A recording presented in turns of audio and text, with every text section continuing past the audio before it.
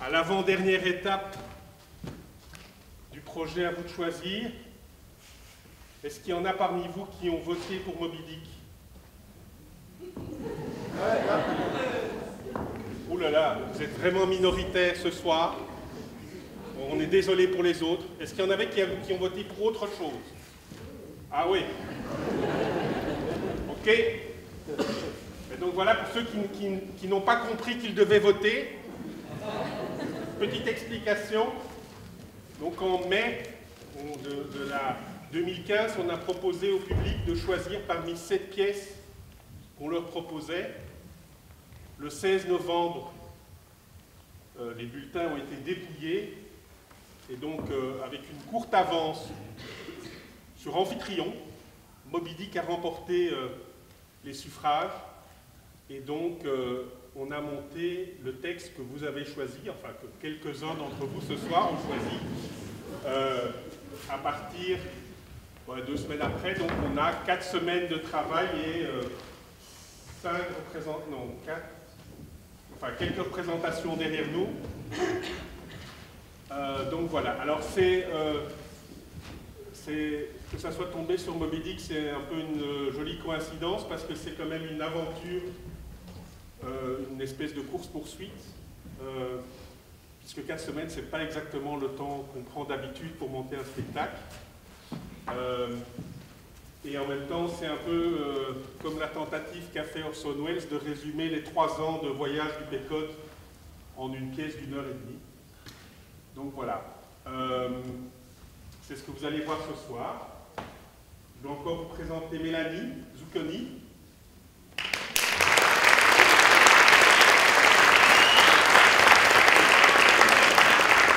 C'est le personnage le plus important de la pièce. Les autres sont des utilités. Enfin bon, il y a un cap qui fait quelques petits trucs, mais parce que c'est Mélanie qui joue Ismaël, qui est le narrateur de l'histoire. Donc c'est elle que vous devez écouter si vous n'avez pas envie de vous perdre. Voilà. Bonne soirée.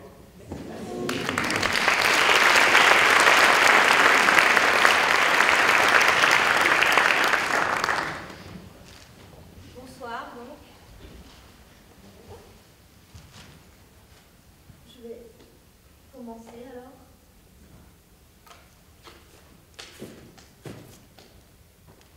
Appelez-moi Ismaël. Il y a quelques années, ne me demandez pas combien, je me suis dit que j'irais bien naviguer un peu et contempler la part liquide du monde. Dès que je sens s'abaisser les coins de ma bouche et mes yeux s'embrumer, dès qu'un humide novembre envahit mon âme, j'estime qu'il est temps de partir en mer. Presque tous les hommes nourrissent, à un moment ou à un autre, ces mêmes sentiments envers l'océan. Pourquoi les Perses de l'Antiquité tenaient-ils l'océan pour sacré? Et que dire du sens plus profond encore de cette fable de Narcisse, qui, faute d'avoir pu saisir la molle et obsédante image au fond de la source, finit par y plonger et s'y noya. Nous-mêmes, nous voyons cette même image dans tous les cours d'eau et dans les océans et dans les lacs et dans les puits. L'image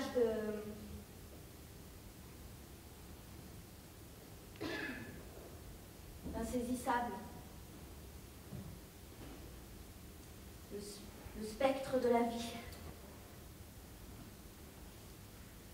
Et ça, c'est la clé de tout.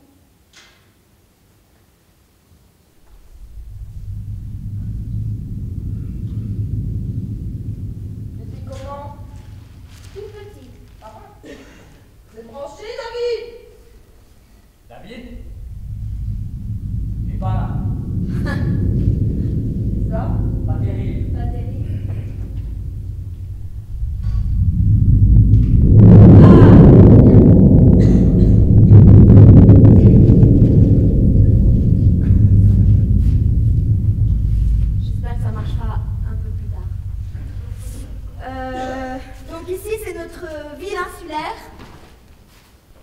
par une rêveuse après-midi de sabbat. Que voyez-vous? Sur tous les docks, sur tous les quais, jusqu'à l'extrême bord du rivage, postés comme des sentinelles. Des milliers d'hommes, figés dans leurs rêveries océaniques. Ligotés toute la semaine à des comptoirs, cloués à des bancs, agrafés à des bureaux. Est-ce l'influence magnétique des boussoles de tous ces navires qui les attirent ici? Ah, êtes-vous le capitaine du Pécode? Mettons que je le sois. Je pensais à m'enrôler. Tu pensais ça, hein? Je parie que tu connais rien de la chasse à la baleine. Bah, je suis sûre que j'apprendrai vite. Ouais. Explique-moi ça avant que je songe à t'enrôler. Monsieur, je veux savoir ce que c'est que la chasse à la baleine. Es-tu homme à balancer ton harpon dans la gorge d'un cachalot et à sauter à sa suite? Réponds sans réfléchir. Oui, monsieur. C'est absolument nécessaire. Et tu veux savoir ce que c'est que la chasse à la baleine? T'as déjà jeté les yeux sur le capitaine à cap? Qui est le capitaine à cap, monsieur? Le capitaine de ce navire. Ah, je me suis trompée alors. Je vous ai pris pour le capitaine. Monsieur Peleg, je suis le propriétaire du Pécode. Voilà à qui tu parles. Si tu veux voir ce que c'est que la chasse à la baleine, je peux te mettre sur la bonne voie. Jette les deux yeux sur le capitaine Acab et tu verras qu'Acab n'a qu'une seule jambe. Que voulez-vous dire? Une baleine lui a pris l'autre? Une baleine la lui a prise. Viens plus près. Elle a été broyée, mâchée, mangée par le plus monstrueux cachalot qui ait jamais fracassé un navire. Tu veux toujours te faire baleinier? Oui, monsieur. Pourquoi? Je veux voir le monde, monsieur. Et regarde un peu par là dehors. Qu'est-ce que tu vois là-bas? Pas grand-chose. Rien que de l'eau. Un vaste horizon, quand même. Et un train qui approche. Voir le monde. Tu veux tourner le capot pour en voir un peu plus. Tu veux pas voir le monde de là où tu es.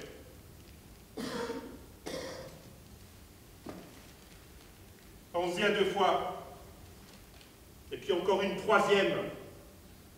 Avant d'engager ta parole trop loin pour pouvoir te dédire.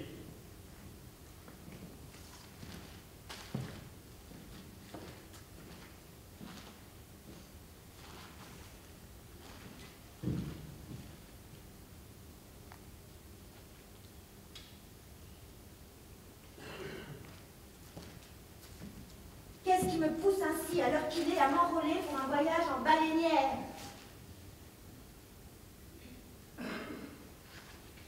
Les périls sans nom et sans remède que représente l'énorme monstre. Les mers distantes et sauvages, où il roule sa masse, pareil à une île. Oui. Tout ce qui est lointain me démange. Je suis prompt à avoir une horreur, mais aussi à devenir son ami, car je préfère être en bon terme d'amitié avec tout être qui partage mon logis. Ah, les écluses du monde des merveilles tournent et s'ouvrent. Une procession sans fin de baleines flotte vers moi. Et planant sur elle tout un spectre, au capuchon majestueux, comme une colline de neige dans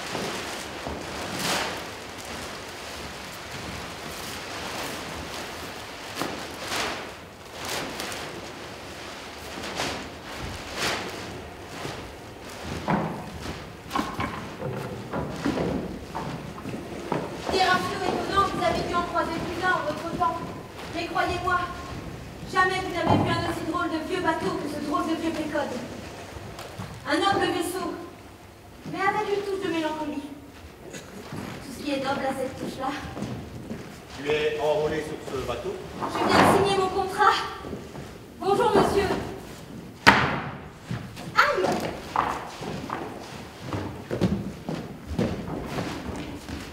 Il y a une clause là-dedans concernant ton âme. Concernant quoi? Il n'y a pas de vieux tonnerre. Si? C'est qui ça, le vieux tonnerre? Akab, le capitaine Akab. Vieux tonnerre, c'est comme ça qu'on l'appelle, nous autres vieux marins. Enfin, tu l'as pas vu. Si?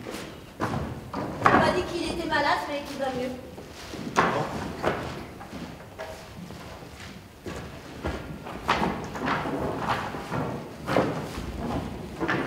Bonjour à toi, marin.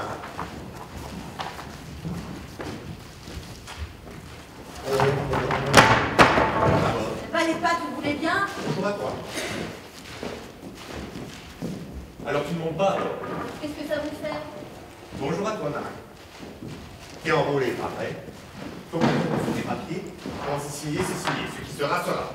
Remarque de notre côté, peut-être que pas tout à fait. Enfin, maintenant, c'est fixé, c'est convenu. Et il faut bien que ce marin n'atteigne pas une parole. Dieu ait pitié de leur âme. Bonjour à toi, marin. Bon, oh! Si vous avez quelque chose d'important à dire, dites-le. Sinon, vous arrêtez de m'embrouiller. Ça me plaît, les types qui répliquent sur ce ton. Ça me plaît. T'es exactement l'homme qu'il lui faut. Des types comme toi. Si c'est du capitaine Akab que vous parlez, moi j'ai entendu dire que c'est un très bon chasseur de baleines. C'est vrai. Mais saute, marin, comme il donne un ordre. Il faut que ça saute avec Akab. Viens et grogne et va. C'est la devise avec Akab. Ouais, c'est ce qu'on m'a dit. On t'a dit ça, hein? Mais on ne t'a rien dit sur ce que t'a dit de l'Arche Capor. Non, Akab est resté comme mort 3 jours et 3 nuits. Ni sur cette bagarre mortelle avec l'Espagnol, hein? Au pied de l'hôtel à Santa, on t'a rien dit là-dessus. Ni sur sa jambe. Cette jambe, il a perdu comme l'annonçait le prophétie. Oui, ça oui, comment Akab a perdu sa jambe, je suis tout là-dessus. Tout là-dessus, tout, tu es sûr. Tout à fait sûr. Et maintenant, si vous voulez bien faire plaisir,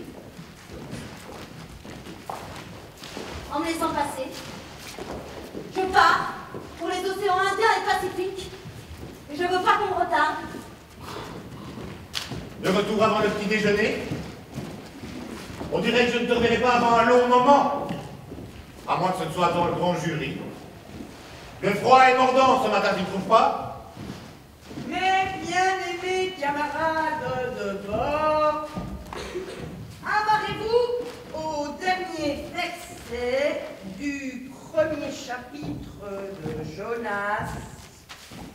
Et Dieu envoya un gros poisson pour engloutir Jonas. Camarades, le péché de Jonas a été son refus obstiné d'obéir à Dieu. Mais Jonas va plus loin. Il se joue de Dieu en cherchant à le fuir.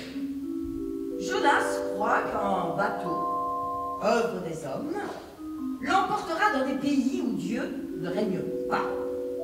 Rabattant son chapeau sur son regard coupable, errant sur les quais tel un vil voleur brûlant de traverser les mers, après avoir longtemps cherché et tergiversé, il trouve enfin le bateau achevant d'embarquer sa cargaison. Dès qu'il met un pied sur le pont, les marins remarquent le mauvais œil de l'étranger. Tel qu'il est, tout habillé, couvert de poussière, il se jette sur sa couchette. L'air est épais et Jonas est oppressé. Il éprouve le pressentiment, l'avant-courroie de l'heure étouffante, où la baleine le tiendra dans le recoin le plus étroit de ses entrailles. Et voici qu'est venue l'heure de la marée. Le bateau largue les amarres et glisse vers le large. Mais bientôt la mer se rebelle. Elle se refuse à porter ce fardeau pervers. Une horrible tempête approche. On dirait que le bateau va se fracasser. Le maître d'équipage appelle tous les hommes pour l'alléger. Des poils de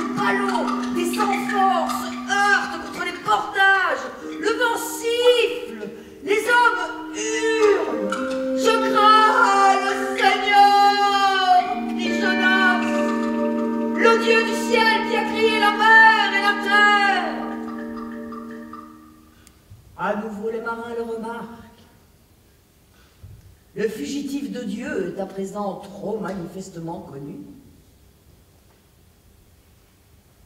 Et le misérable Jonas leur crie de le prendre, de le jeter à la mer. Car il savait bien que c'était à cause de lui que cette terrible tempête les tourmentait. Et voyez maintenant comment il est soulevé comme une ancre et jeté à la mer. Dans la gueule béante, il attend. Et le gros poisson referme ses mâchoires. Toutes ses dents d'ivoire sont autant de verrous blancs qui l'emprisonnent. Alors, Jonas pria le Seigneur, et du fond du ventre du poisson, mais voyez quelle est sa prière, camarades. Il ne pleure pas, il ne gémit pas, il sent que son châtiment est juste, et il s'en remet de sa délivrance à Dieu. Camarades, ne péchez pas, ne péchez pas. Mais si vous le faites, veillez à vous en repentir, comme Jonas.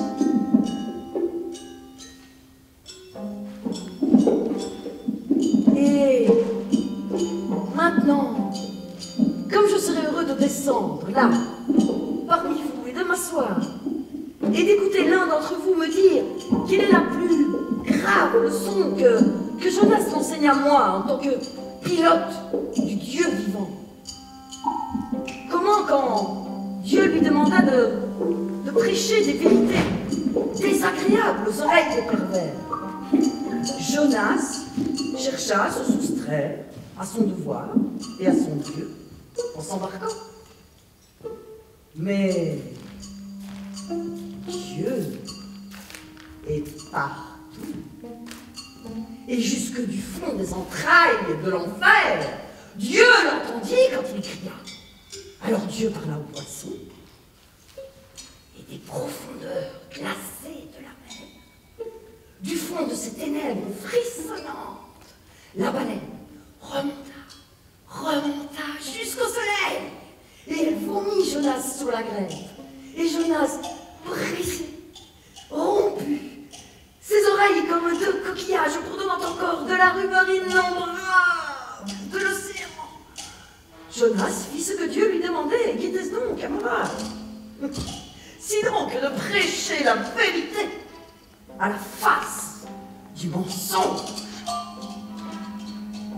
Camarade, malheur à celui qui cherche à répandre de l'huile sur les flots agités, quand Dieu lui soulève en tempête. Mais, oh camarade, heureux celui qui face aux dieux orgueilleux et aux commandeurs de cette terre se tient debout, fidèle à son propre être inexorable. Heureux celui qui poursuit la vérité sans faire de quartier et détruit tout péché, quand bien même il lui faut l'arracher de sous les robes. Il se l'attaque. Il dit juge. Camarade, heureux à pleine voile, celui qui ne reconnaît nulle autre loi, nul autre maître que le Seigneur son Dieu, et n'a d'autre patrie que le ciel. À lui, les béatitudes éternelles. À lui, les délices. Lui qui a son dernier jour peut dire: oh mon Père, mortel ou immortel, tu me vois mourir. Je me suis efforcée d'être à toi, plus qu'à ce monde ou qu'à moi-même. Mais cela n'est rien. Je m'en remets à toi de l'éternité. Car qu'est-ce que l'homme pour qu'il mesure sa vie à la vie de son Dieu?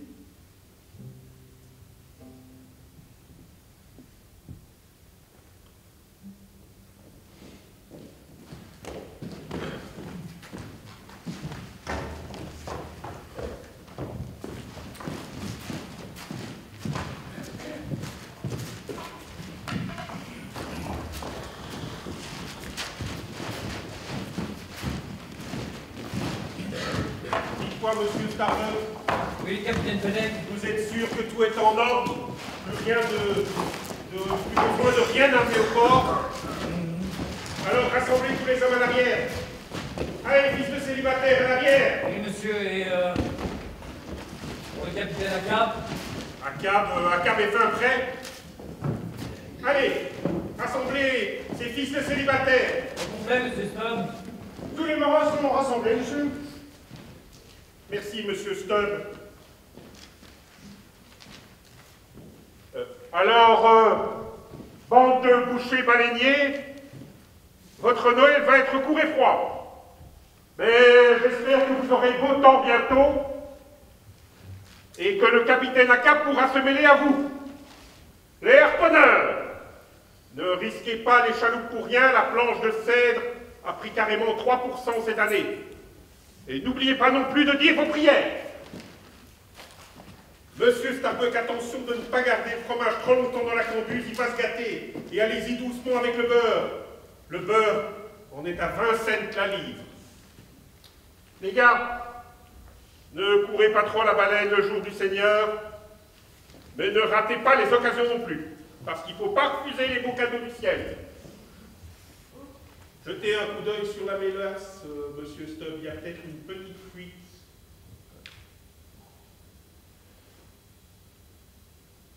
Si vous relâchez dans les îles, pour l'amour de Dieu, gare à la fornication. Bonne chance à vous tous, et dans 3 ans, jour pour jour, j'aurai un bon repas chaud et fumant qui vous attendra tous dans notre vieux Nantucket. Dieu vous bénisse et vous ait en sa bonne garde.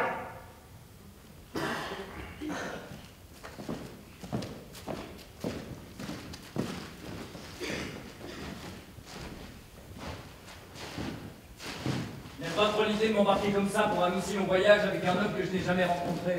Starbuck, le second, issu d'une famille de Quakers. Il y a quelque chose qui n'est pas clair. Bon, clair ou pas clair, on a 3 ans devant nous pour se faire une idée, hein. Stubb est le deuxième second, un homme jovial, vite insouciant, prenant les périls comme ils viennent. Voilà. Il paraît que dès que le vieil Acab prend un navire, il faut payer un supplément pour l'assurance. J'en ai entendu de belle, mais qui peut savoir. Ouais, en tout cas, où qu'on aille, je ferai face en riant, hein. Il n'y a pas plus simple ni plus sage qu'un rire face à tout ce qui est louche.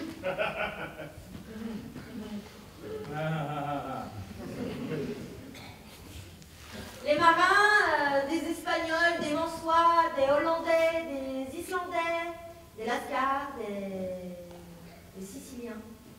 Triés et réunis par je ne sais quelle destinée pour embarquer sur notre baleinière pays.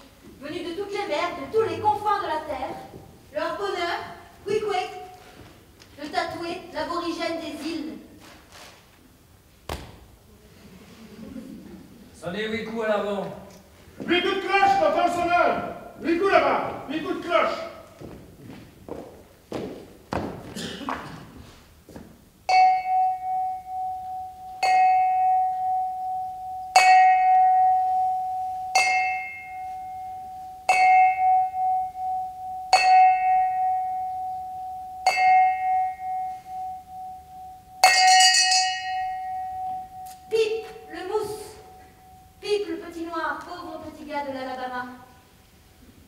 Un jour qu'il était tombé à la mer, il fut si longtemps balancé d'une vague à l'autre, livré aux déferlantes, qu'il en perdit la raison.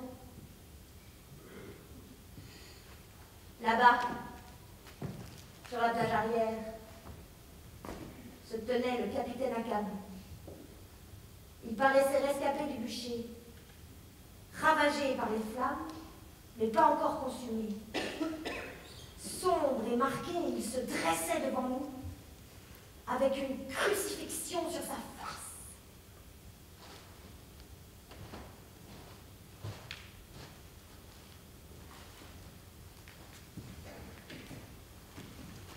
Il y a des baleines par ici. Je les sens. Vous tous ayez l'œil aux baleines. Et si vous en voyez une blanche, alors éclatez vos poumons. monsieur Starbuck, qu'est-ce que vous dites de ça? Ça n'a pas comme un arrière-goût un peu louche, ça? Une baleine blanche? Hein? Vous avez remarqué, hein? Il y a quelque chose de pas banal dans l'air. Hein? Vous allez voir. J'ai bien peur que vous ayez raison. Une pensée sanglante obsède Achab. Muni de cartes des 4 océans, Achab s'oriente dans un dédale de courants, de tourbillons et de diverses marées. Il calcule la dérive de la pâture du cachalot. Et ce n'est pas seulement aux heures bien confirmées, ni dans les causes les plus connues, qu'Achab est aux aguets pour trouver sa proie. Grâce à son art, lorsqu'il croise par les vastes étendues qui s'ouvrent entre ces zones, il se place de façon à ne pas se priver tout à fait, même alors, d'une chance de rencontre. Mais dans ce vaste océan sans limite, quel est son espoir de débusquer une certaine baleine bien précise?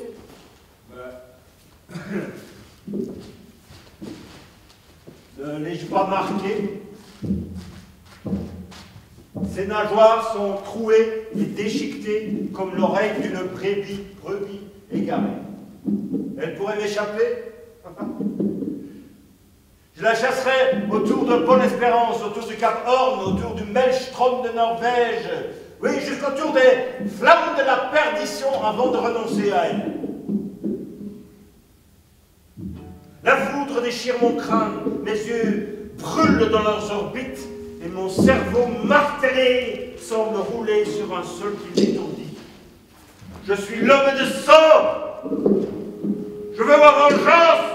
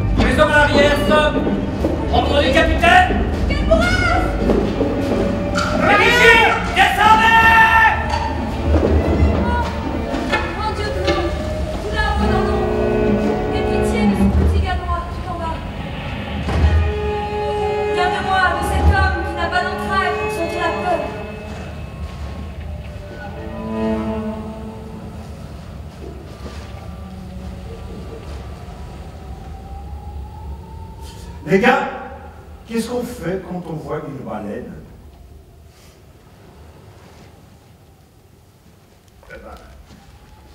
Qu'est-ce qu'on fait quand on voit une baleine? On chante pour elle. C'est ça, mon capitaine, on chante fort. Oui, On chante pour elle, c'est ça? Oui. Et ensuite, qu'est-ce qu'on fait? Les canaux à la mer. Les canaux à la mer. Les canaux à la mer, oui. Et après, c'est quoi l'air de la poursuite, les gars? À mort la baleine, ou adieu le canot.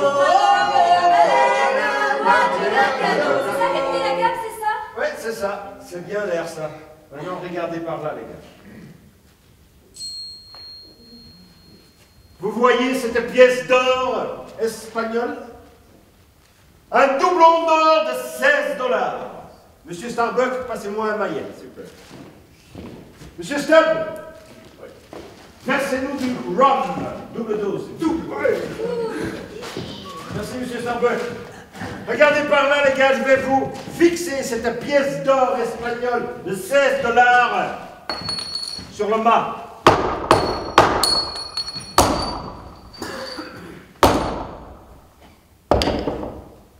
Celui d'entre vous qui me lève une baleine à tête blanche, avec un front ridé, une grande gueule de travers, celui d'entre vous qui me lève cette baleine, avec dans sa queue, côté tribord, 3 trous, celui d'entre vous qui me lève cette baleine-là, cette pièce d'or sera pour lui, les gars. Une baleine blanche, blanche. Ouais, la vigie, ouvre l'œil pour elle. Guettez les eaux blanches. Oui, oui, oui. Oui, mon doux cannibale. Oui, mon joli mangeur d'hommes, qu'est-ce qu'il y a?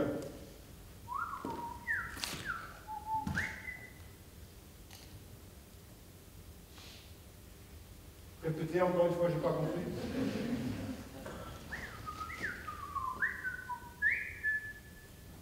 Moby Dick? Vous connaissez Moby Dick?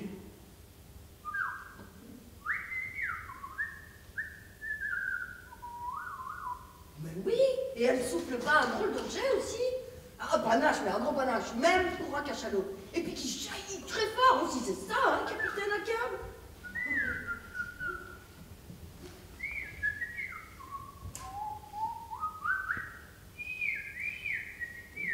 Oui, quoi, en tire-bouchon. Les harpons qu'elle porte sont tout tordus et torsadés.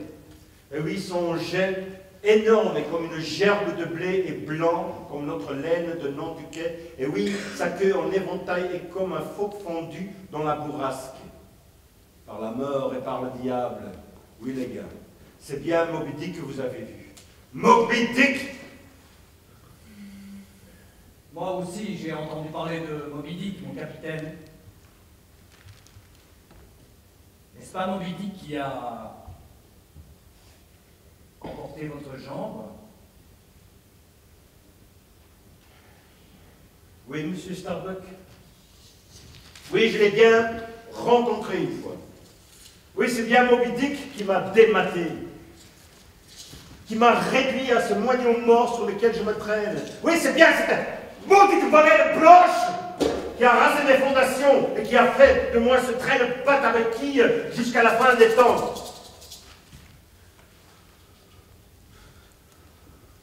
C'est pour ça que vous vous êtes embarqués, les gars. Embarqués pour chasser la baleine blanche sur toutes les mers jusqu'à ce qu'elle crache un jet de sang noir. Alors, qu'est-ce que vous en dites? C'est dit, les gars. On se serre la main, hein? Stop! Verse-le de rhum! Double dose, triple dose! Pourquoi cette tête d'enterrement, monsieur Starbuck? Moi, et pas à ton voisin! Ouais. Moi, et pas à ton voisin! Du sec! Ça vous brûle comme le sabot de Satan, ça vous fait tourner les boyaux en spirale, ça vous arrache l'œil du serpent qui cherche à vous mordre! Alors, qu'est-ce que vous en dites, les gars? C'est dit maintenant! Mort à Moby Dick! Mort à Moby Dick! Qu'est-ce qu'il y a, monsieur Starbuck? Vous voulez pas vous joindre à notre chasse pour la baleine blanche? Vous n'avez pas de taille pour Moby Dick?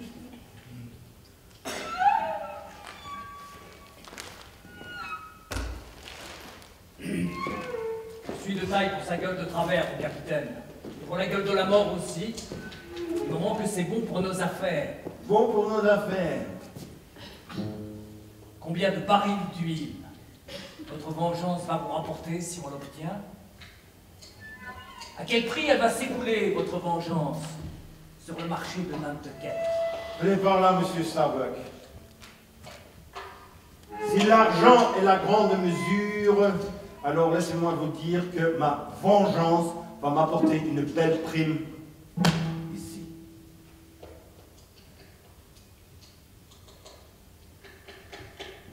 Une vengeance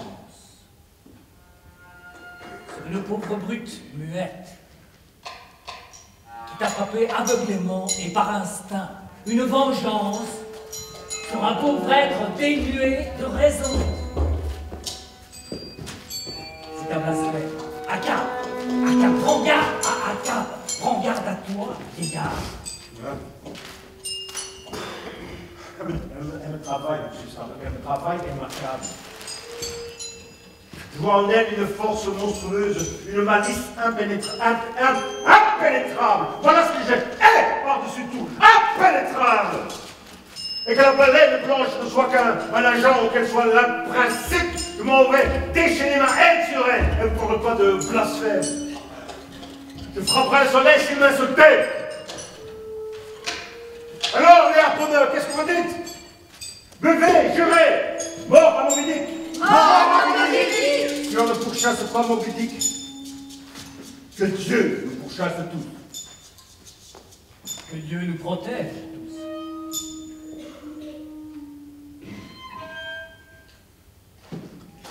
Moi, Ismaël, j'étais membre de cet équipage. Et mon serment était soudé à tous les autres.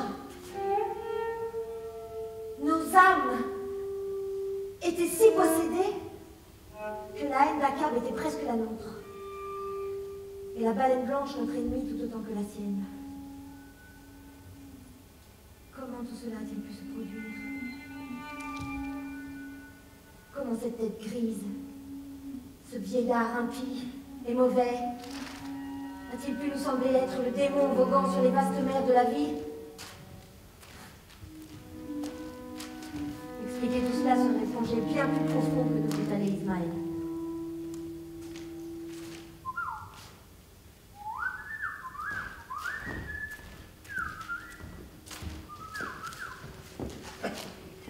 Ça, mon petit bonhomme, j'en sais rien. Hein. S'il a un genou, j'ai jamais vu ça fouiller.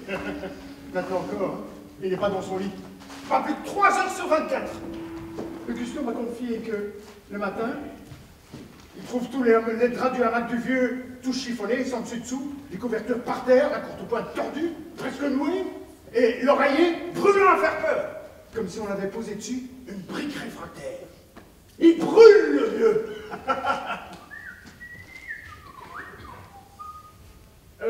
Ouais, bon, ça, j'en sais rien, mais que Dieu me garde d'attraper cette maladie, hein. Bon.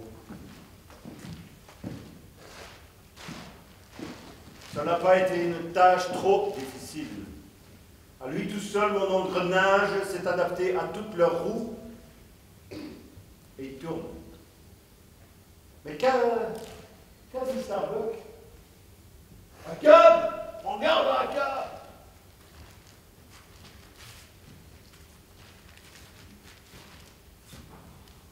Je vais rentrer sous le pont, dessous, jusqu'à une tombe. Voilà ce qui est très probable, un vieux loup de mer entrant par cette étroite écoutille jusqu'à sa couche creusée comme une tombe. Je cherche mon repos nocturne entre deux linceuls et je descends en m'accrochant à des rambardes d'enfer pour soutenir ma marche infirme. Écoute comment claque et résonne le pas au sucre d'Aka.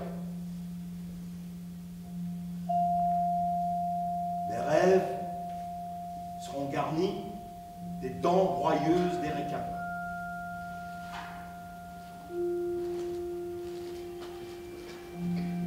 La vieillesse ouvre l'œil et veille. Plus son lien à la vie remonte au loin, moins un homme s'attarde à tout ce qui ressemble à la mort. Je laisse un sillage blanc et trouble.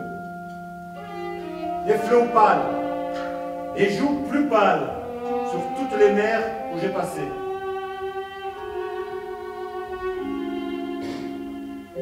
La couronne que je porte est un homme trop lourd.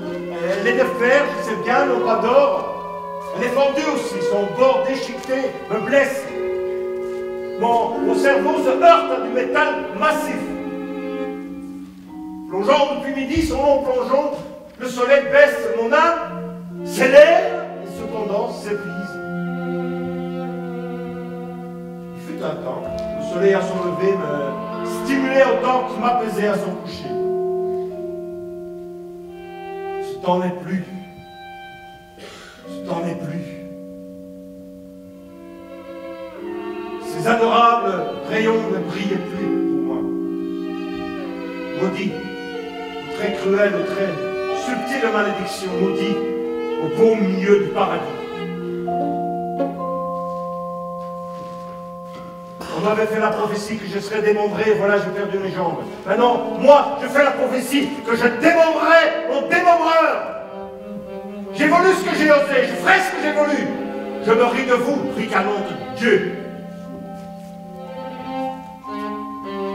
Mon ange, vous m'avez assommé, mais je suis nouveau debout. Un cap vous fait ses compliments. Maintenant, faites-moi dévier si vous pouvez. Dévier. La voie vers mon but fixé est tracée par des rails en fer. Dévier. Au-dessus des abîmes insondés, par le cœur transpercé des montagnes et sous le lit des torrents, vole ma course, rien ne l'égare. Dévier.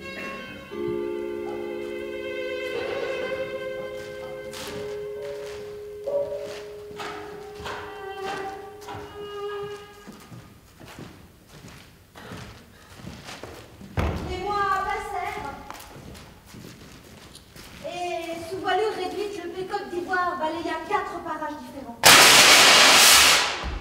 Au cours d'une nuit silencieuse, un jet d'argent fut aperçu au loin devant les blanches bulles de l'étrave. Éclairé par la lune, il paraissait céleste. Un dieu empanaché, surgit des flots. Là-bas, il souffle! Starbuck! Oui, mon capitaine. Ici les perroquets, les cacatois, débordés, les bonnettes. Oui, mon capitaine. Le jet d'argent ne fut plus aperçu cette nuit-là. Chaque marin jura l'avoir vu une seule fois, mais non pas deux. Ce panache de minuit était chose presque oubliée, quand, quelques jours plus tard, là-bas, à la même heure silencieuse... Elle souffle, elle souffle! Et c'est ainsi, nuit après nuit, que réapparaissait à nouveau, et puis... là-bas... 2 ou 3 jours plus tard, devant nous, le jet solitaire nous entraînait toujours plus loin. Certains marins juraient que partout et toujours, quand nous apercevions le jet, une seule et même baleine le soufflait. Et que cette baleine, c'était Moby Dick. Elle souffle! Bien, faiseur d'homme. Attends, monsieur.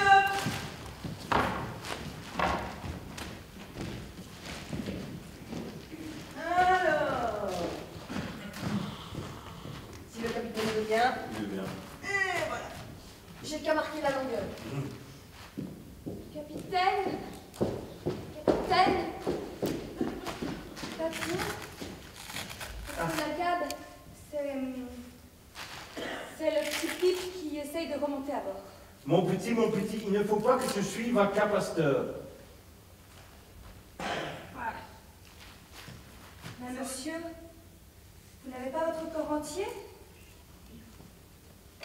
Reprenez-moi, pauvre gars, pour remplacer la jambe perdue. Marchez! Marchez sur moi! C'est ce que je demande! Allez-y! Ça se peut pas, je l'ai déjà dit. Non, vite, non! Attends, tête fêlée. Oh, bas les pattes, c'est un être sacré. Viens, Pip. Pip manque à l'appel. À sauter de la baleinière. Eh les pêcheurs, vous l'avez repêché? Ça tire fort, c'est qu'il ne lâche pas prise. Tranchez net, tranchez-le et laissez-le filer! Nous, on ne hisse pas les lâches! Eh, mon petit gars, selon toi, il est où le petit Pip?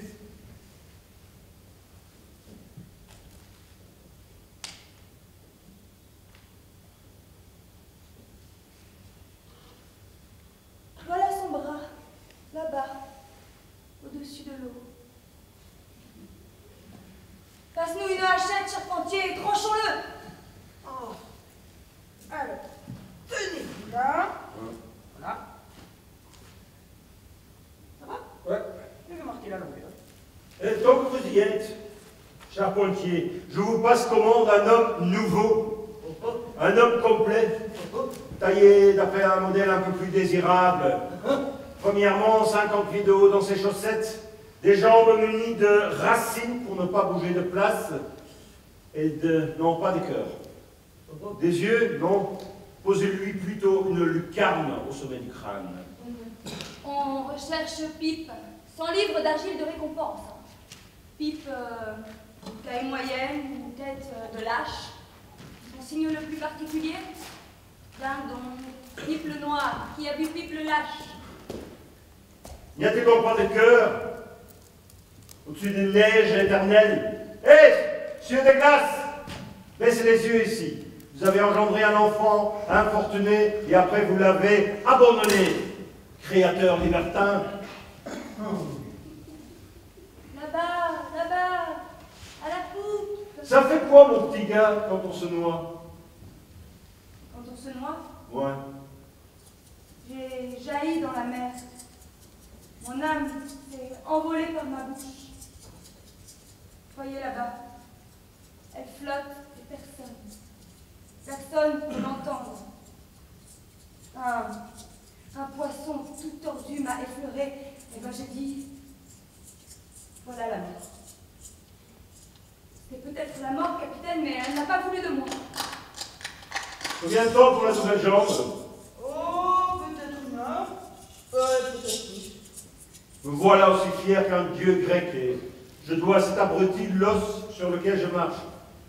Moi qui me voudrais aussi libre que l'air et je suis en dette pour la chair de la langue qui me sert à me vanter.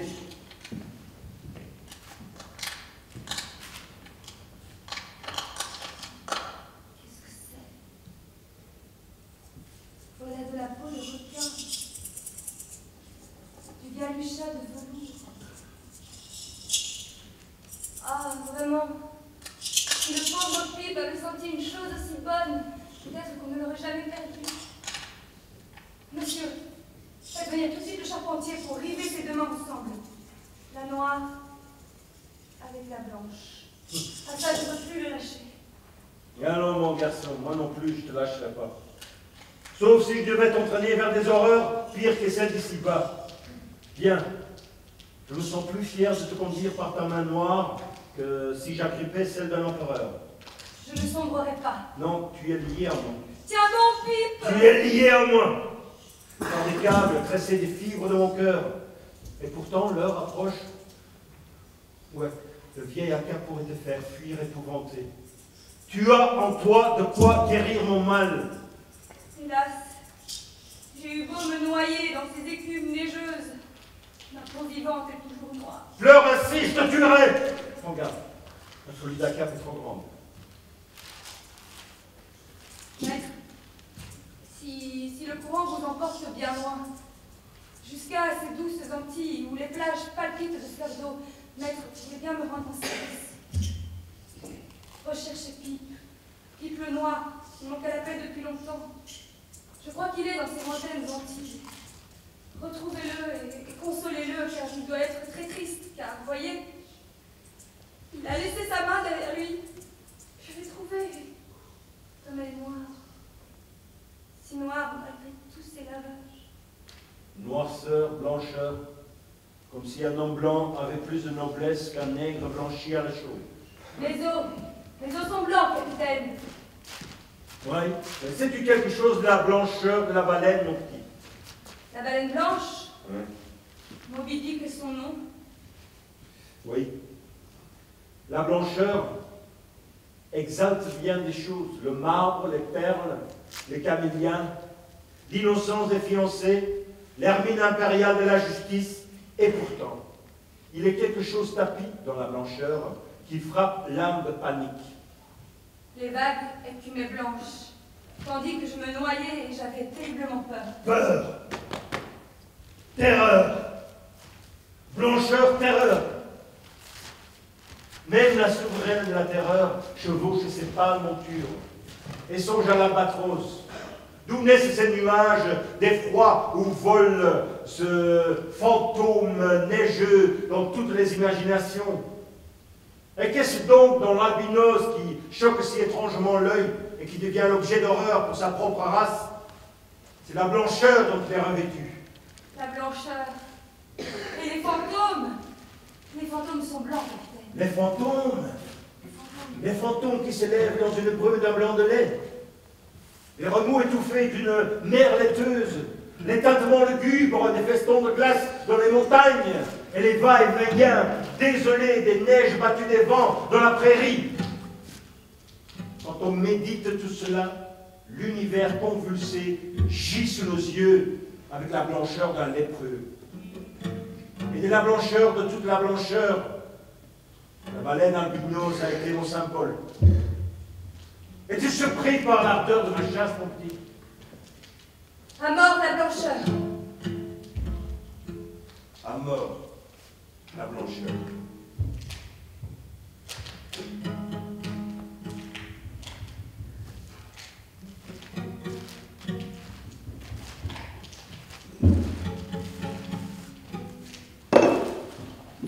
Je me tiens dans son air.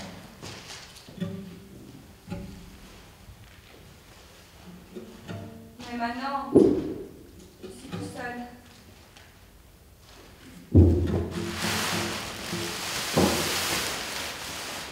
Où est Pipe?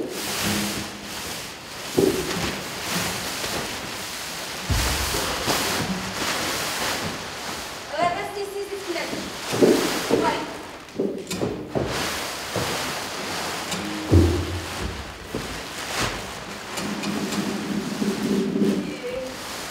Et il a dit que ce fauteuil vissé aux planches était à moi.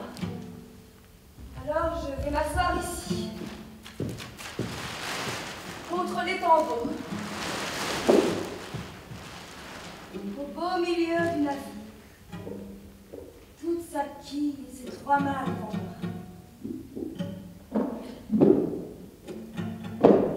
Messieurs, vous n'auriez pas vu un certain Pipe, un petit noir, une tête de chien battu, et lâche, hein? Il a sauté un jour d'une baleinière. Buvons à la honte de tous les lâches. Je ne nomme personne. Honte sur eux.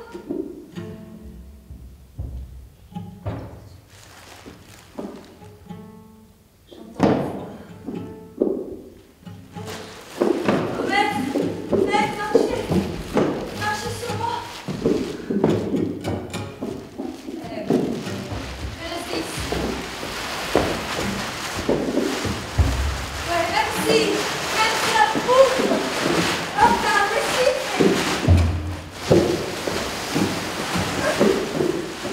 Et qui perce au travers. Et que des huîtres viennent me tenir compagnie. Oh, c'est moi qui était là. C'est insupportable. Où est Pipe? Pipe? Pipe?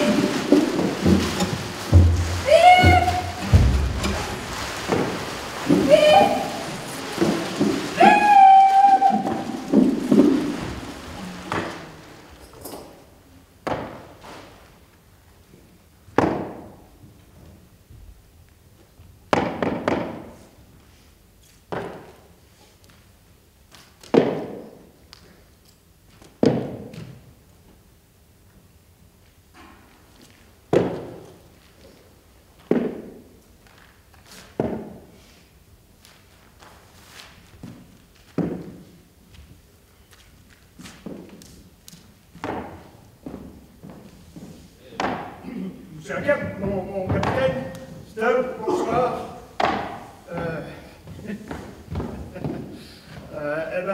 Voilà mon capitaine.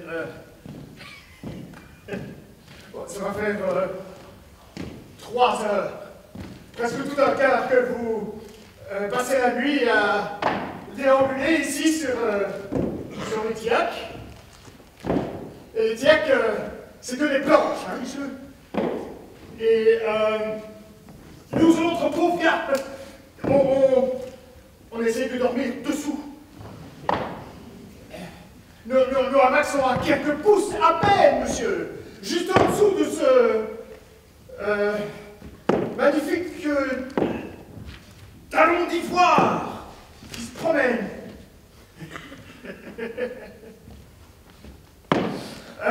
Si je peux vous suggérer, monsieur, si je peux me permettre de vous suggérer de mettre une sorte de patin. Ou peut-être que le charpentier pourrait bricoler quelque chose pour amortir le son. Comme par exemple une bourre d'étoupe ou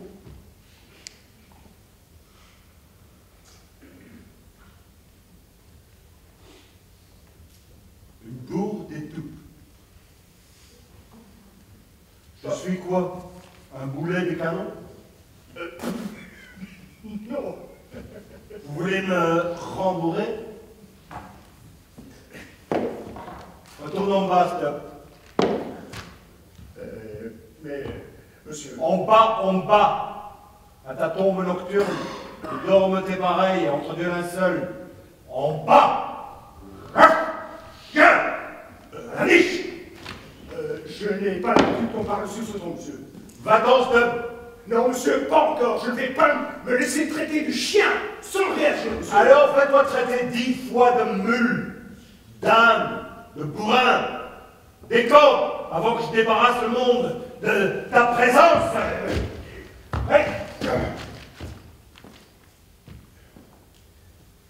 Je ne sais pas pourquoi. Je me demande si je devrais revenir sur mes pas et le frapper ou plutôt tomber ici même à genoux et prier pour lui.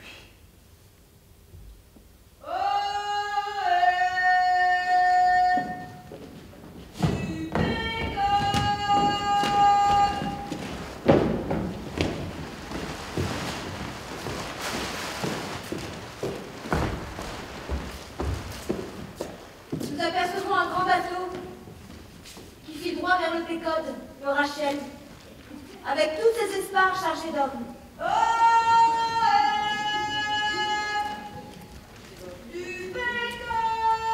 Mauvaise nouvelle! Ce bateau-là nous amène de mauvaises nouvelles. Attendez un peu. Ouais! Le Rachel! Avez-vous vu une baleine blanche? Oui, hier. Mais vous, avez-vous vu une baleinière Hier? à la dérive? Une baleinière. Où était-elle? Où? Une baleinière, c'est une sorte de bateau Non! avec un... Moby Dick, imbécile! Ah, Où l'avez-vous croisé où? on avait levé un banc de cachalot et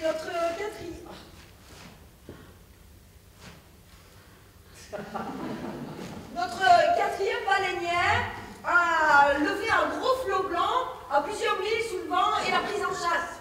Pas tué? Pas tué? Il semble que notre chaloupe l'ait rejointe après une belle poursuite avant-arrière. Mais tout ce que l'on a vu, c'est le flot blanc qui bouillonnait, et puis plus rien. Plus rien. La baleine blanche a dû parcourir plusieurs milles en tirant notre bateau au bout de sa ligne. La nuit est tombée, nous avons cargué les voiles, tous nos hommes sont montés en vigie dans les vergues, mais pas la moindre trace de la quille manquante n'a été vue. Et depuis quand deux baleiniers prennent-ils le temps de sillonner la mer à la recherche d'une petite chaloupe? Ah, pendant la saison de pêche. Mon garçon, mon propre fils, est parmi eux. Au nom de Dieu, je veux vous affréter. Seulement pour 48 heures. Je vous paierai, mais je vous paierai très largement. C'est son fils qui l'a perdu. Qu'est-ce qu'il va dire à Cap? On doit sauver ce garçon. Seulement pour 48 heures. Mon fils unique, il n'a pas 12 ans.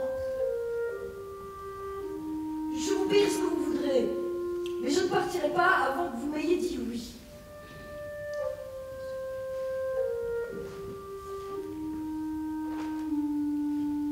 En avant, Starbuck! Suivez le même cap, on perd du temps. Toi aussi, tu as un fils, Akab. Fais pour moi ce que tu voudrais que je fasse pour toi dans le même cas.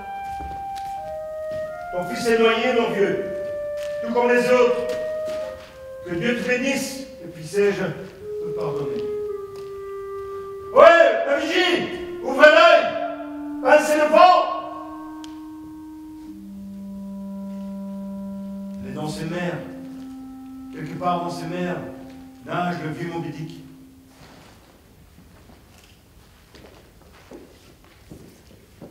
La course des deux navires ne tarde pas à diverger. Nous voyons le Rachel qui nous voit d'un bord à l'autre et passe par les moindres points de l'océan. Ses mâts et ses esparres sont chargés de ces hommes. On dirait 3 grands cerisiers portant sur leurs branches des garçons qui font la cueillette. Le vaisseau pleure dans les embruns. Le Rachel porte le deuil de ses enfants.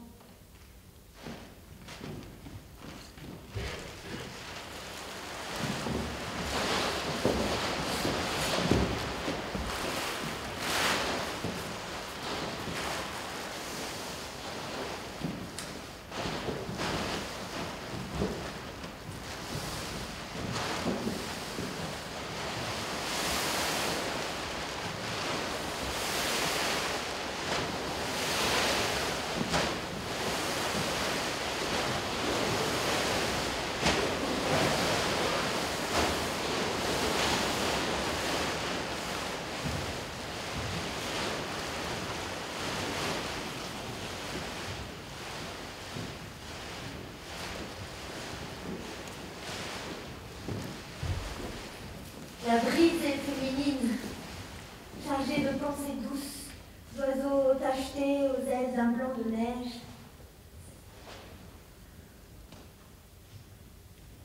Et dans les profondeurs, nous voyons le puissant Léviathan, le calmar géant, l'espadon, le requin.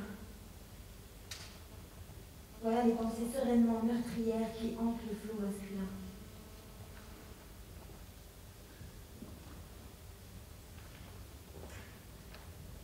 Noués, tordus, les yeux comme des braises luisant encore parmi les cendres d'une ruine, Akab élève vers la clarté du matin son front pareil à un casque fêlé. Cette brise, heureuse, joyeuse, ce ciel charmant, semble enfin presque dissoudre le chancre ridé qui bat en son cœur. Le monde, cruel marâtre, jette à présent des bras affectueux autour de ce col obstiné.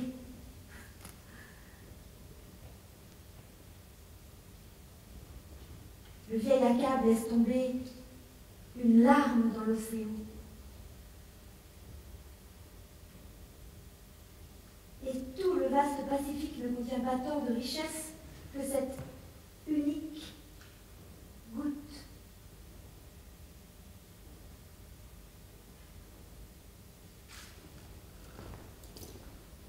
Starbuck. Oui, capitaine Akab.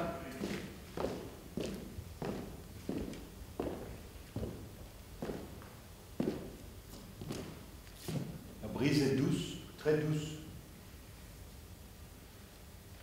Et le ciel a l'air très doux aussi. C'est un jour comme celui-ci, dans une douceur toute pareille, que j'ai frappé ma première baleine, Starbuck. Moi, tout jeune harponneur, 18 ans.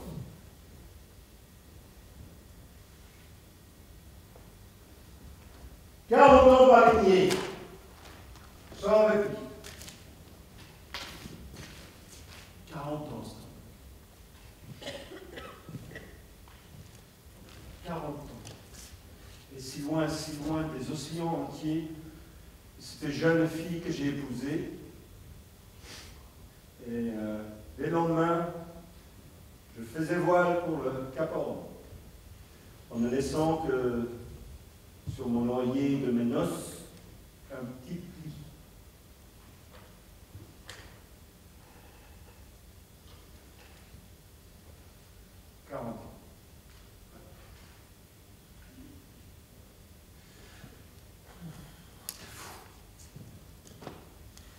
Quel fou, quel fou. Quel fou à la réalité. Viens, viens, viens. Viens. regarde dans un œil humain. Cela vaut mieux qu'une mer déserte ou un ciel vide. Un œil humain. Voilà le vrai miroir magique, homme. Je vois là dans ton œil mon enfant et ma femme Starbuck. Starbuck, ne me suivez pas. Ne m'aidez pas à la mer. Quand un cap me motive, voudra donner la chasse à Moby Dick. Pas avec mon lointain foyer là, dans ton œil.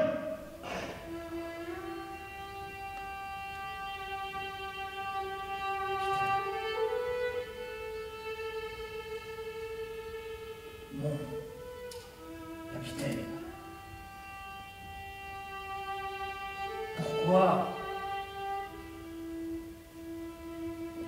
pourquoi devriez-vous donner la chasse? Vous ou un autre à cet odieux poisson maudit? Fuyons ces eaux mortelles, rentrons chez nous. Changeons de cap, mon capitaine, laissez-moi faire. Mais quand on sera gai, mon capitaine, quand on voguera avec notre vieux Nantucket, je crois, monsieur, qu'ils ont là-bas de beaux jours bleus et doux, pareil à celui-ci là-bas, à Nantucket. Un Nantucket.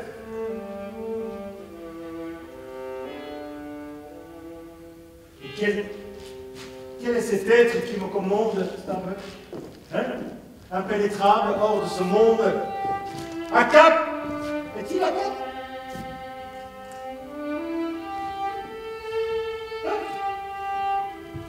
Est-ce moi ou est-ce Dieu qui soulève ce bras? Là, elle souffle. Une bosse comme une colline de neige, aux douces puissances de l'air, c'est mon médic. À quelle distance? À quelle distance? À 2 minutes sous le vent, mon capitaine. Hissez-les! Oh! Perroquet! Hissez les monettes en haute base sur la même bord!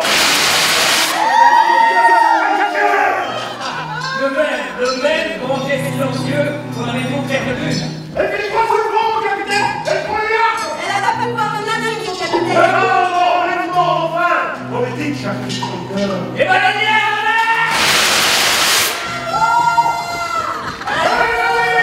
Souffle, bien les malades! Éclate ton démon! Le démon fou est dans la trousse! Souffle! Reste les poumons! Un cap va te filer les sangs! Nous ne sommes pas trois, mais un seul. Ouais. Le courant la terreur en eau. Et la faute. Et le sang de la faute. Tout est soudé. Oh, démon! Sans plus de bruit mais des coquilles de nautique, nos proues s'élancent vers la croix inconsciente.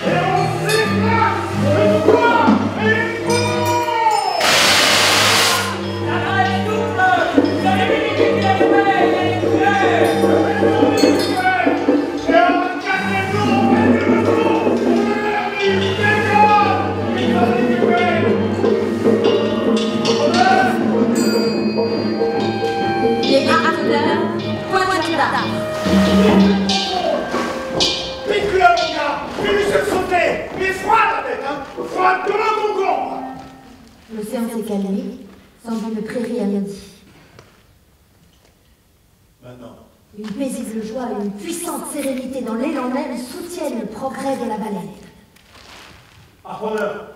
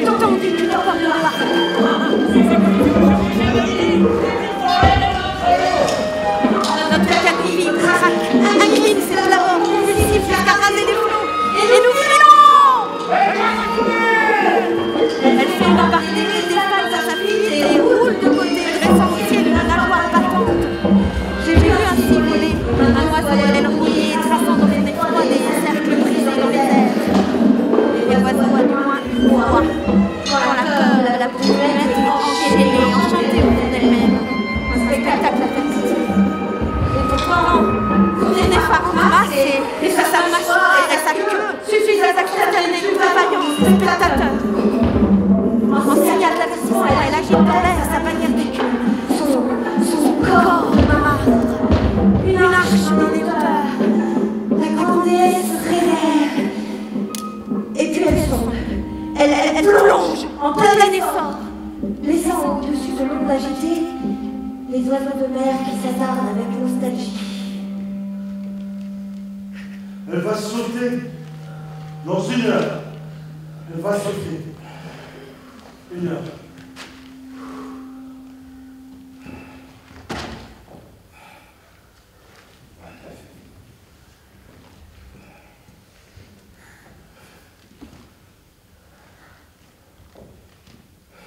Les avirons dressés, les pagaies à nos pieds, nos canots flottent immobiles dans l'attente du retour de Moby Dick.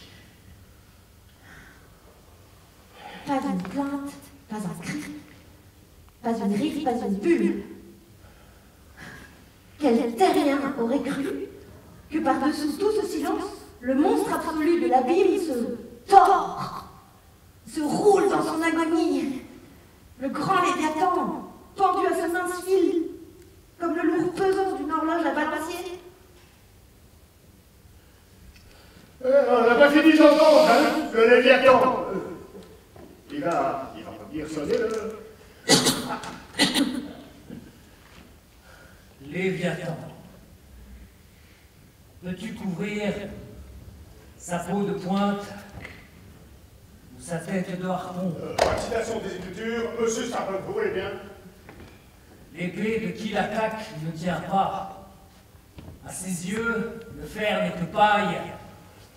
Les flèches ne sont que chaumes, il rit devant la lance qu'on brandit.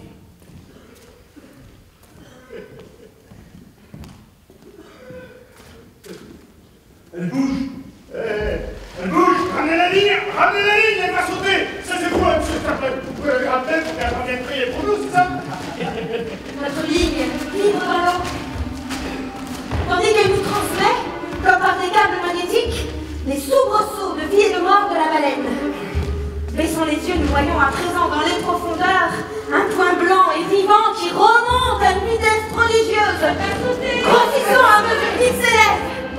Les eaux, en large cercle, lentement s'enfoncent autour de nous. En présent soudain, elle nous soulève, comme glissant sur la pente d'un iceberg submergé. Un grondement qui fait entendre une rumeur souterraine. Sur ton soleil, Moby-Dick, ton heure et ton harpon t'attendent. Une gueule luisante qui baille sous nos pieds ouvre une tombe de marbre. Lentement, délicatement, à la manière d'un requin qui mord, elle saisit notre étrave à pleine gueule, secoue son mince bois de cèdre comme un charbonnement cruel qui joue avec sa cheville. Les plavors se ploient, cèdent et cassent net. Les deux mâchoires, cisailles énormes, sectionnent notre frêle canot.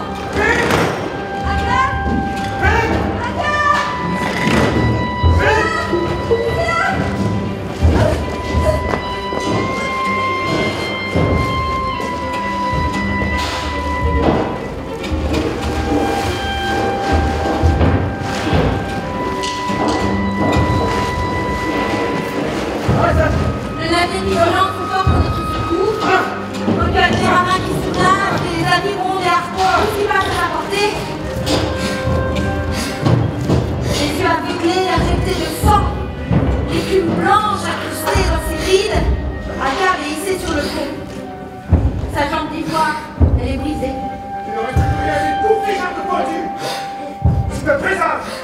Un mauvais présage. Harpon. Mon harpon, il est sauvé. Oui, mon capitaine, le voilà. Vous deux, laisse-moi les trouver. Aidez-moi. Ouais, la musique, c'est quoi? Moi, je l'ai dépassé. Comment? Je fais de l'avance. C'est ça. C'est elle qui me chasse, c'est pas le contraire. A-t-on perdu des hommes? Non, mon capitaine. Enfin, seulement le typique, mon capitaine. Ça commence mal, mon capitaine. Oui, un présage. Un mauvais présage. Présage. Si les dieux veulent parler aux hommes, ils le feront d'une voix claire et sans secouer la tête et faire des allusions obscures de vieilles femmes. Allez, touchez pas! Vous êtes de l'humanité! Le vieil Acap reste tout seul par les millions qui peuplent la terre, sans voisin ni chez les hommes, ni chez les dieux.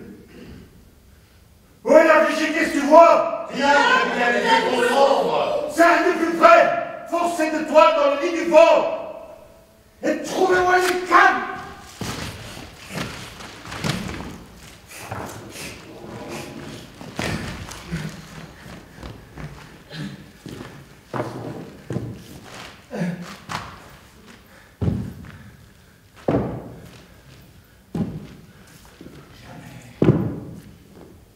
Jamais tu n'attraperas, vieillard.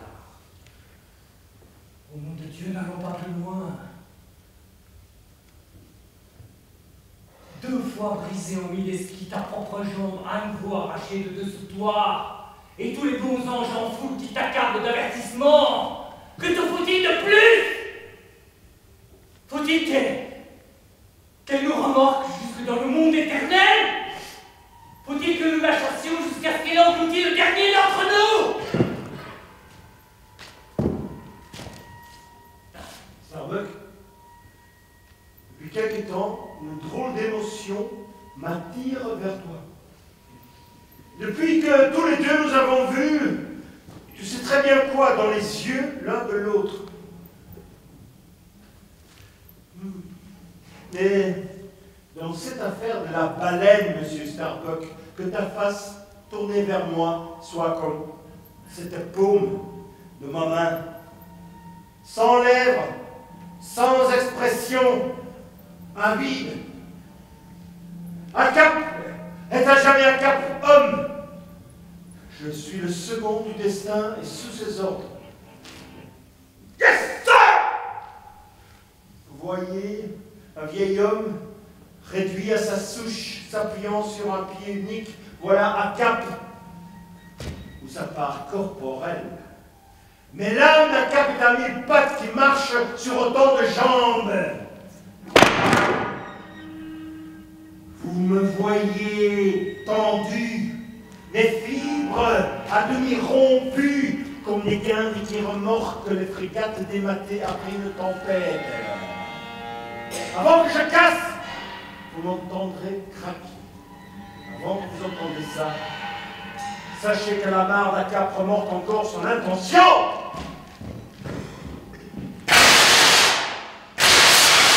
Elle souffle, ce geste jaillissement.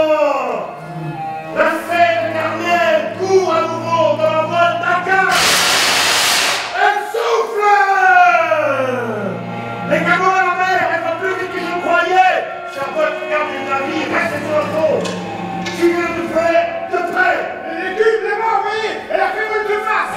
Arrière, tous sur le pont, tous au vigie, par les vergues. Starbuck, Mon capitaine, certains navires quittent le port et ne sont plus jamais revus. c'est la vérité, mon capitaine, la plus triste des vérités. Certains hommes meurent au jusant, d'autres au reflux, d'autres encore à la grande marée de leur sang. Et moi maintenant, je me sens comme une vague couronnée d'écume, Starbuck. Et je déferle. Je suis vieux. Serrons-nous la main. Capitaine, il va pas. Débordé par un équipage. Le requin! Voyez qu'il s'approche! Ce qu'est Les requins morts de nos avions. Les pelles sont déchiquetées, broyées, perdant à chaque coup des petits éclats sur l'eau. ces dents ne feront que donner de nouveaux tollets à vos avirons. Ce qu'est Mais mon capitaine, à chaque morsure, les pelles sont plus petites. la dure en guerre, c'est longtemps. Ce qu'est Elle a plongé, elle va jaillir d'un assaut à l'autre. Le canot fonce à l'attaque, tandis que traînant après elle un haillon de ligne, exaspéré par les nouveaux fers qui rouillent dans sa chair. Jaillit la balle blanche, Échouez-moi. Échouez-moi sur ce complot la là. baleine s'est retournée, elle soutient le traçon.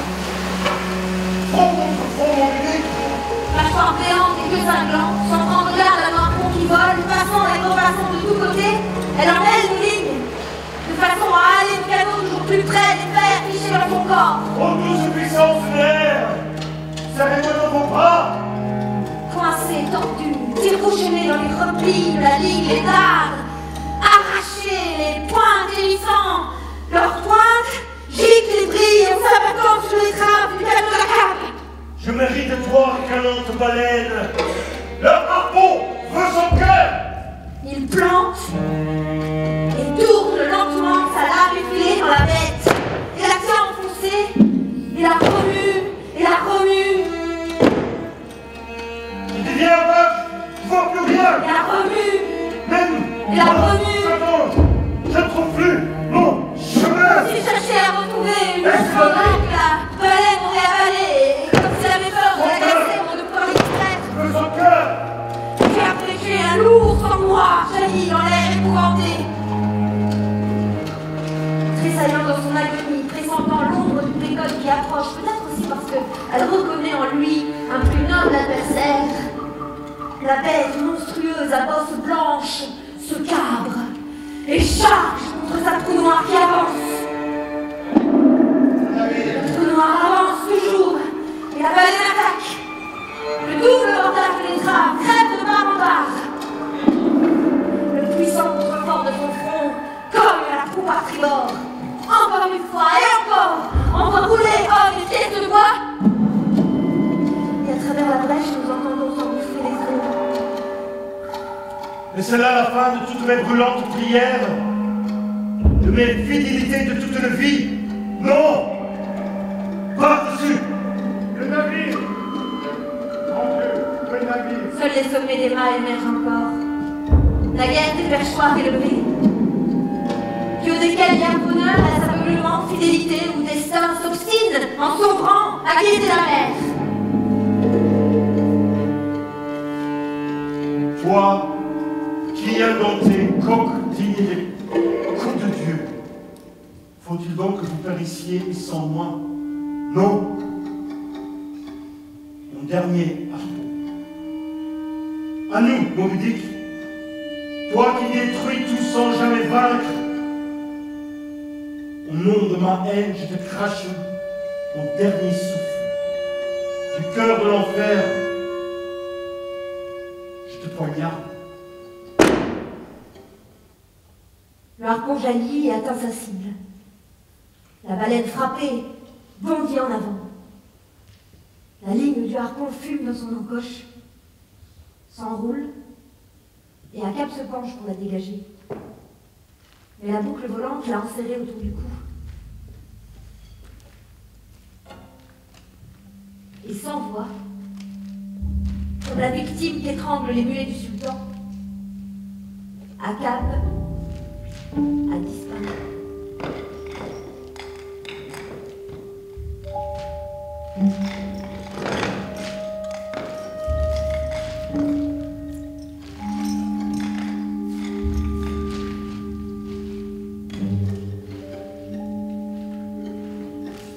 La baleine blanche meurt, voilée dans un linceul flottant de brume, elle reste suspendue en vol dans l'air traversé d'arc-en-ciel, retombe lourdement dans l'abîme, et puis dès que la première vient abattre sa queue immense parmi nos canots et les brise l'un contre l'autre comme deux coquillages que le ressac roule sur une plage.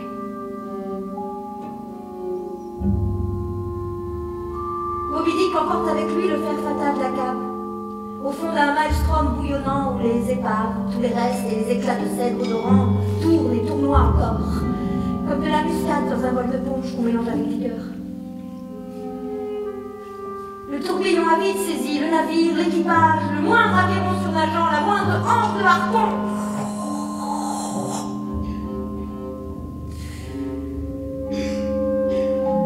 Englouti.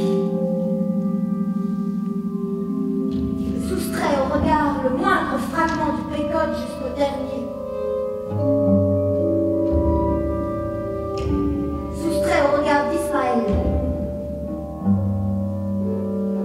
Car moi, moins seul et survécu raconter. Le deuxième jour, un navire passa près de moi, c'était le Rachel, qui, en quête de ses enfants perdus, ne trouva qu'un autre